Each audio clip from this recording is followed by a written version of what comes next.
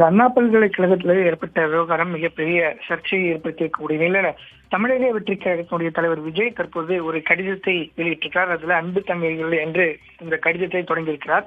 கல்வி வளாகம் முதற்கொண்டு ஒவ்வொரு நாளும் தமிழகத்தில் தாய்மார்கள், என் அருமை தங்கைகள், பெண் குழந்தைகள் என அனைத்து தரப்பு பெண்களுக்கும் எதிராக நடக்கும் சமூக அவலங்கள், சட்ட ஒழுங்கு சீர்கேட்ட அவலங்கள், பாலியல் குற்றங்கள் என்று பல்வேறு வன்கொடுமைகளை கண்டு உங்கள் அண்ணனாக மன அழுத்தத்திற்கு சொல்லலென வேதனைக்கும் ஆளாகிறேன் என்றும், யாரிடம் உங்கள் பாதுகாப்பை கேட்பது, நம்மை ஆளும் ஆட்சியாளர்களை எத்தனை முறை கேட்டாலும் எந்த பயனிலும் என்பது தெரிந்ததே, அதற்காகவே இக்கடிதம் என்று அந்த கடிதத்துல குறிப்பிட்டிருக்கார். அதனை தொடர்ந்து எல்லா சூழல்களிலும் நிச்சயமாக உங்களிடம் நான் உறுதியாக நிற்பேன், அண்ணனாகவும் அரணாகவும், எனவே எதை பற்றியும் கவலை கொள்ளாமல் கல்வியில் கவனம் செலுத்துங்கள் என்றும், பாதுகாப்பான தமிழகத்தை படைத்தே தீர்வோம், அதற்கான உத்தரவாதத்தை நாம் அனைவரும் இணைந்தே விரைவில் சாத்தியப்படுத்துவோம் என்று இந்த கடிதத்தை முடித்திருக்கிறார்.